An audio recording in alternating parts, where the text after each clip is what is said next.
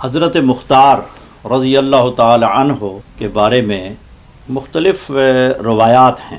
حضرت مختار کی مدح میں بھی ہیں، تعریف میں بھی ہیں، اور مذمت میں بھی روایات کتابوں میں آئی ہیں، تاریخی کتابوں میں صحیح۔ لیکن جو ماہرین رجال ہیں، اصل یہ ہے کہ جب روایات آئی ہیں تو ہم نے ائمہ اہل بیت علیہم السلام سے جو مروی روایات ہیں سب سے پہلے ہم نے ان کو دیکھنا ہے۔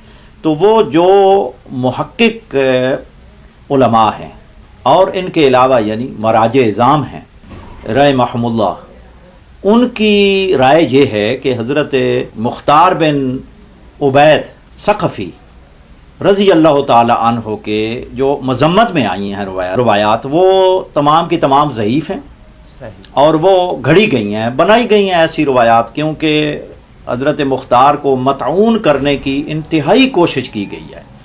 آپ اندازہ لگائیں کہ اموی دور کا، اور اموی دور کے بعد عباسی دور آیا، اور انہوں نے بھی حضرت مختار کے حوالے سے یعنی سب کے منفی پہلو تھے، منفی ان کی فکر تھی کہ حضرت مختار کی مذمت میں روایات بنائی گئی ہیں۔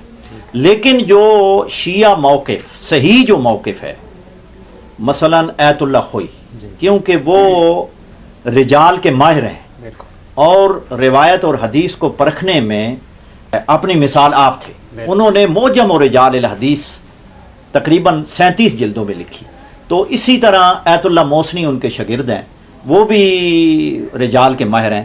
اب ہم دیکھتے ہیں کہ جو صحیح روایات ہیں یعنی جن کا موقف رجالی ہے، ان کا نظریہ کیا ہے۔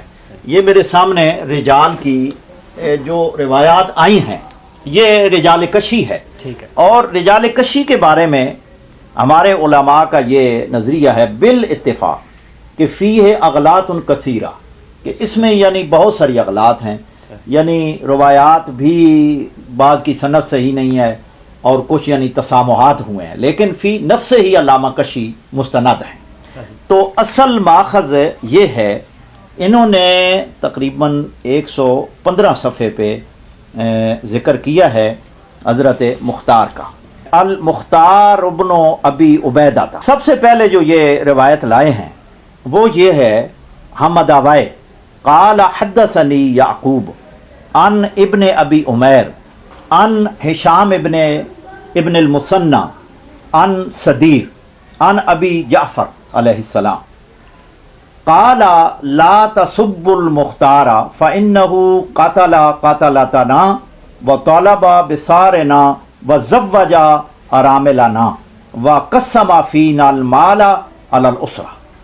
یعنی یہ سند جو ہے، یہ صدیر جو امام محمد باقر علیہ السلام کے صحابی ہیں، یہ روایت کرتے ہیں کہ امام محمد باقر علیہ السلام نے ارشاد فرمایا، لا تسبوا المختار، یعنی مختار کو برا بھلا نہ کہو، فإنه قاتل قاتلتنا، یعنی اس نے ہمارے جو قاتل تھے ان کو قتل کیا، وطالب بثارنا، اور ہمارے خون کا بدلہ طلب کیا، وزوج اراملنا، اور ہماری بیواؤں کی شادی کروائی، وقسم فینا المال علی الاسرہ، اور مشکل حالات میں ہمارے درمیان مال تقسیم کیا۔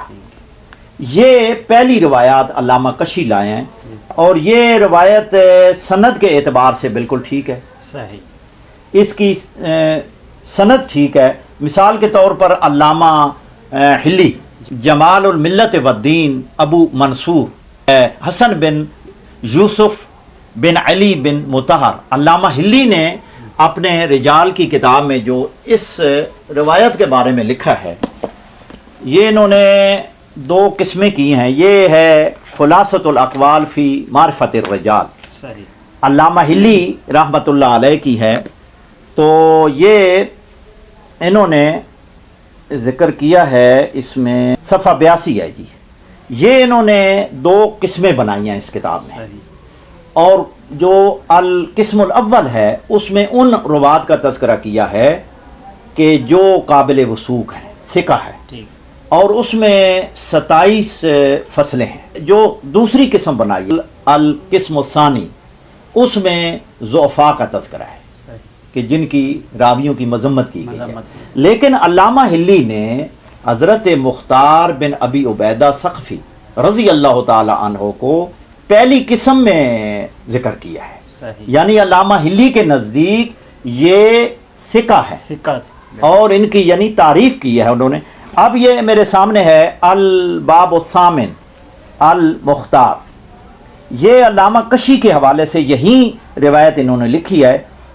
المختار ابن ابی عبیدہ تا رول کشیو ان حمد اوائے ان یعقوب ان ابی عمیر ان ہشام ابن المثنی. یہی روایت ہے. اس روایت کے ذیل میں یہ لکھتے ہیں وَهَذَا الطَّرِيقُ حَسَنٌ، یعنی یہ اس روایت کا جو سلسلہ سند ہے یہ یعنی حسن درجے کا ہے. گویا ان کے ہاں یعنی یہ حسن درجے کی روایت ہے. اس کے بعد دوسری ہے علامہ سید ابن طاؤس کی. علامہ سید ابن طاؤس کی کتاب ادھر ہوگی التحریر الطاؤسی. اس میں علامہ سید احمد بن موسیٰ آل طاؤس 7ویں صدی ہجری کے یعنی بہت بڑے محدث ہیں، اور انہوں نے حضرت مختار کے حوالے سے یہی روایت لکھی ہے. آئیے دیکھتے ہیں یہ کیا فرماتے ہیں. انہوں نے یہی روایت سب سے پہلے یہی نقل کی ہے. اس کے بعد فرماتے ہیں اقولو ھذا حدیث حسن الطریق، یہ حدیث کہ جس میں امام محمد باقر علیہ السلام ارشاد فرما رہے ہیں کہ مختار کو برا بھلا نہ کہو.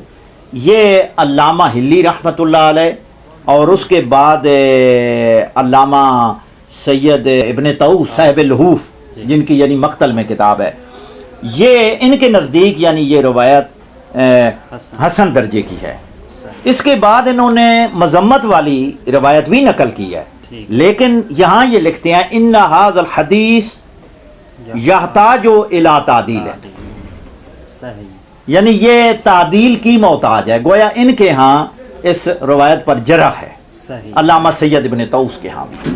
اور علامہ ہلی کا بھی موقف یہی ہے کہ جو ان کی مدح میں ہے اس یعنی موقف کو اختیار کیا ہے. اس کے بعد عصر حاضر کے آیت اللہ العظمی سید ابو القاسم خوئی قدس سرہ شریف کی کتاب ہے معجم رجال الحدیث. اب وہ انہوں نے بھی اس روایت کے ذیل میں یہی لکھا ہے کہ ان کا بھی موقف یہ ہے کہ جو مذمت میں روایات آئی ہیں، یعنی یہ معجم رجال الحدیث ہے، جلد نمبر 18 ہے، صفحہ نمبر 108 تا 116 پہ انہوں نے بحث کی ہے حضرت مختار کے حوالے سے. تو انہوں نے یہ روایات لکھی ہیں اور ان کا بھی موقف یہی ہے کہ جو حضرت مختار بن ابی عبیدہ ثقفی رضی اللہ تعالی عنہ کی مدح میں ائمہ علیہم السلام سے مروی روایات ہیں وہی صحیح ہیں. اور آگے یہ لکھتے ہیں ان کی مذمت میں جو روایات آئی ہیں، یہ لکھتے ہیں کہ وَهَذِهِ الرِّوَایَةُ ضَعِیفَةُ الْإِسْنَادِ جِدًّا، یعنی جو روایات مذمت میں ان کی آئی ہیں وہ انتہائی درجے کی ضعیف روایات ہیں. اور انہوں نے بھی اپنا موقف یہی اختیار کیا ہے کہ جو مذمت میں روایات ہیں جن میں حضرت مختار کی مذمت ہوتی ہے وہ تمام کی تمام یعنی ضعیف ہیں از لحاظ متن اور از لحاظ سند. اسی طرح ایت اللہ موسنی ہیں، انہوں نے اپنی کتاب میں المعتبر من بحار الانوار اس میں وہ روایت لائے ہیں حضرت مختار کی جو مذمت میں ہے. ایک روایت لائے ہیں کیونکہ انہوں نے پہلے یہ لکھی تھی. اس کے بعد انہوں نے معجم الاحادیث المعتبرہ لکھی ہے بعد میں. تو بعد میں جب حضرت مختار کی مذمت میں وہ جو روایت لائے ہیں نیچے اس پر یعنی جرح کی ہے انہوں نے کہ یہ روایت از لحاظ سند بھی ٹھیک نہیں ہے اور از لحاظ متن بھی ٹھیک نہیں ہے. اس کی یعنی پہلی جلد میں کیونکہ 8 جلدوں میں ہے وہ، جی اور اس کی پہلی جلد میں ایت اللہ موسنی نے بھی اس یعنی روایت کی جو مذمت میں ہے اس کی یعنی تکذیب کی ہے اور اس کی سند کو کمزور اور ضعیف شمار کیا ہے۔ اس کے بعد ان کا جو موقف ہے، ایت اللہ موسنی کا بھی یہی موقف ہے کہ حضرت مختار رضی اللہ تعالی عنہ کی ائمہ علیہم السلام سے جو مدح کی روایات ہیں جی وہ معتبر ہیں اور وہی قابل قبول ہیں، کیونکہ اصل مسئلہ یہ ہے کہ اس میں جن علماء نے حضرت مختار کی مذمت میں روایات کو زیادہ اہمیت دی ہے، ان کو چاہیے کہ وہ اصول حدیث، قواعد حدیث اور اصول رجال کو مد نظر رکھتے ہوئے ان روایات پر نظر ثانی کریں صحیح، اور اصول و قواعد اور ضوابط کے تحت ان روایات کو دیکھیں، اور جو مذمت والی روایات ہیں وہ اصول حدیث اور اصول رجال کے یعنی قواعد و ضوابط پر پوری نہیں ہوتی۔ تو یہ بنو امیہ کی گھڑی ہوئی روایات ہیں، کیونکہ حضرت مختار نے جو مارکہ فتح کیا ہے، قاتلان امام حسین کا یعنی جو انتقام لیا ہے، اور اسی میں رجال کشی میں ایک روایت ہے وہ میں آپ کو دکھاتا ہوں۔ رجال کشی، ہاں یہ ہے، اسی میں آگے آپ اندازہ کریں کہ یہ ہے روایت یعنی رجال کشی کی کہ حضرت امام جعفر صادق علیہ السلام سے، اور اس کی سند بھی ٹھیک ہے، پورا سلسلہ سند ہے، عن جارود ابن المنذر عن ابی عبداللہ علیہ السلام، امام جعفر صادق علیہ السلام قال مم تاشتت فینا ہاشمیۃ ولاختضبت حتی بعث الینا المختار برؤوس الذین قتلوا الحسین، ہم میں ہاشمی خواتین میں سے کسی نے کنگھی نہیں کی اور نہ ہی غضاب کیا، حتی بعث الینا المختار برؤوس الذین قتلوا الحسین، حتیٰ کہ مختار رضی اللہ تعالی عنہ نے ان لوگوں کے سر کہ جنہوں نے امام حسین علیہ السلام کو شہید کیا، ان کے سر ہمارے پاس نہیں بھیجے۔ اس وقت تک ہاشمی خاندان کی کسی یعنی خاتون نے نہ ہی سروں پہ کنگھی کی اور نہ ہی حساب لگایا، اور یہ تو تاریخ کامل ابن اسیر میں بھی ہے، اور یہ روایت سندن ٹھیک ہے، جس کو ایت اللہ خوئی نے بھی صحیح کہا ہے اور ایت اللہ آصف موسنی صاحب نے بھی صحیح کہا ہے، اور باقی مراجع بھی اس کو یعنی صحیح کہتے ہیں۔ جی وہ انہوں نے یہ کہا کہ اللہ تعالیٰ ان پر رحم کرے، رحمت فرمائے، اور یہ اس کی بھی سند ٹھیک ہے، جی یہ بھی روایات صحیح ہیں۔ تو اس طرح کی جو ان کی یعنی خلاصہ یہ ہے کہ جو روایات حضرت مختار رضی اللہ تعالی عنہ کی مدح میں ہے وہ صحیح ہیں، اور باقی جو مذمت میں ہیں وہ بنو امیہ اور عباسیہ انہوں نے بنائی ہیں اور گھڑی ہیں تاکہ اس کو مطعون کیا جائے۔